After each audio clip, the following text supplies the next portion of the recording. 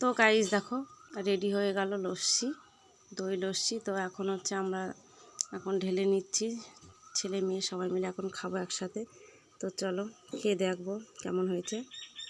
তো আমাদের দই লস্যি রেডি, এখন খেয়ে দেখবো কেমন হয়েছে। আর ভালো লাগে লাইক কমেন্ট শেয়ার সাবস্ক্রাইব করে দেবো বন্ধুরা। চলো, খুবই ভালো লাগছে খেতে গরমের মধ্যে ঠান্ডা ঠান্ডা লস্যি। তো চলো টাটা।